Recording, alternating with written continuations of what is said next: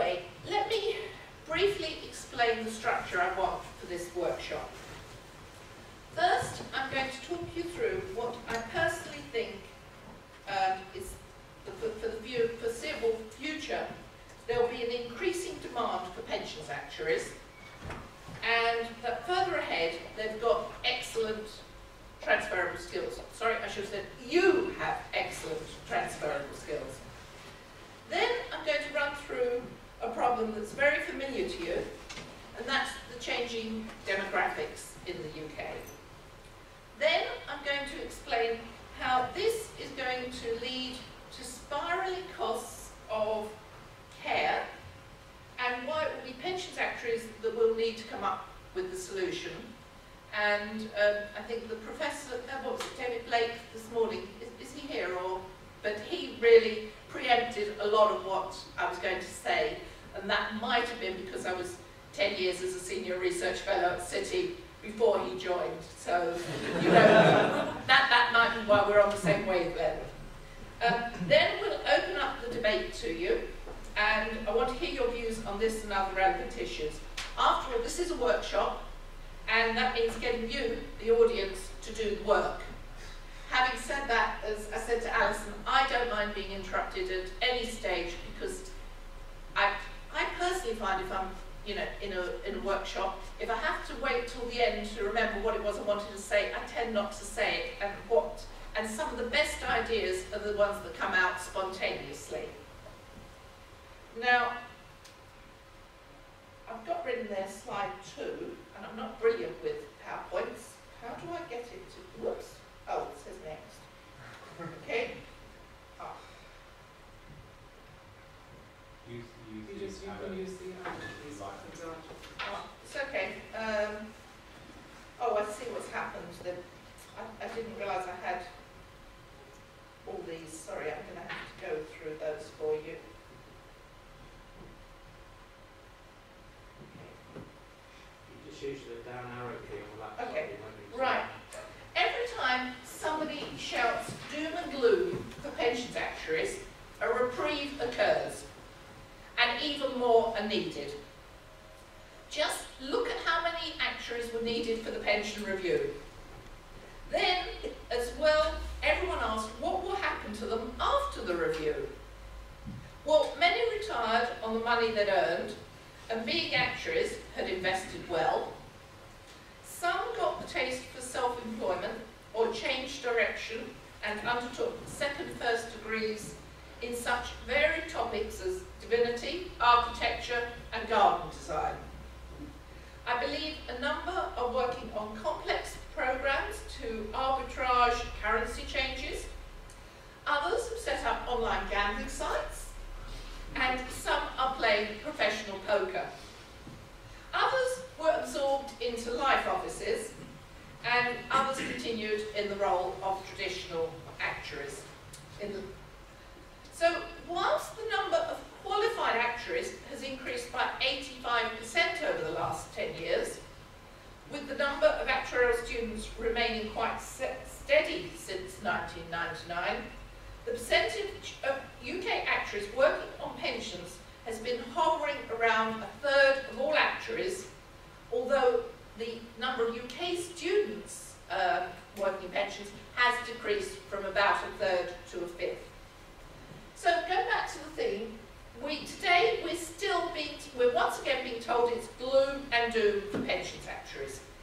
DB schemes, we're told, will be closing down in increasing numbers, especially after the last budget. Many will be passed on to buyout companies to administer, which, because of economies of scale, won't need so many actuaries.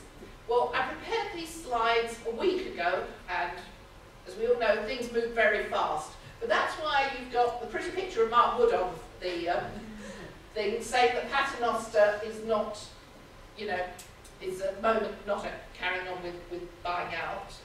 And as I say, they announced it was closed to new business, whilst there's a continuing uncertainty about default risks in the credit market. Well, since then, we've had major announcements about some more DB schemes closing to new entrants or changing the structure that they've got. We've also a number of pension consultancies closing branches, all in the last week. But I think it certainly, in terms of the need for pensions actuaries, I think that's very short-sighted. I really do think, because of the changes in the last budget and what is happening with closing pension, DB schemes and changing the structure, we're going to need a lot more actuaries in the short term. Much as with the pension review, we needed lots of actuaries, and then people said, well, what will happen to them afterwards? Actuaries are clever people. The afterwards will sort itself out, and actuaries will find things to do. So, although actuaries are trained to make financial sense of the future, very often they seem unable to use those skills, applying them to their own future. There is always a light at the end of the tunnel, and I do apologise for that particular slide. It's not the best of the ones that I have. So the light at the end of the tunnel is not always an oncoming train.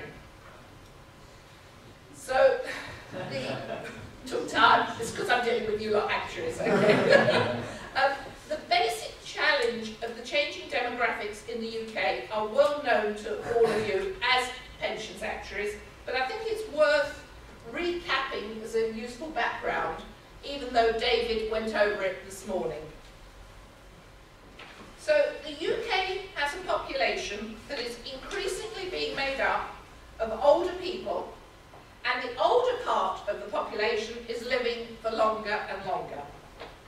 Even this is not a given, with wars, pandemics, and increasing attempts in the media to persuade people that euthanasia is acceptable. At the moment, however, let us assume the status quo, because my basic assumption is that with change, actuaries can adapt and do. What we cannot do is plan the future for all contingencies in advance. Advances in healthcare and improvements in the lifestyle and diet of the UK's population have caused these improvements in longevity. It is almost unnecessary to remind my audience that pension funds, the government and employers will come under increasing pressure to meet the expectations of those approaching pension age, or saving for a pension that their basic living expenses will be paid for throughout their retirement. If the longevity continues to increase, that challenge is going to get more. Just turning around and saying that the existing pension funds can't pay doesn't solve the problem. You will still have hungry old people out there that have to be dealt with. Sorry, that sounds very bad. That have to be cared for. It's all right. I'm on my way to being that old. Okay. However, there is another, perhaps more complicated problem that needs to be solved. And that's also associated with improving longevity. Considering the scale of this problem as yet, I had thought was being ignored, but again, David did speak about it this morning, but he has tended to be a bit of a lone voice. He's still considered very much an academic's academic, although what he says is eminently sensible, and I would suggest that you do talk to him afterwards if you can. What I'm worried about is the ballooning cost of long-term care. An ageing population living longer and longer will incur higher and higher care bills. Those care bills can be astronomical. However, those care bills will fall unevenly across the population.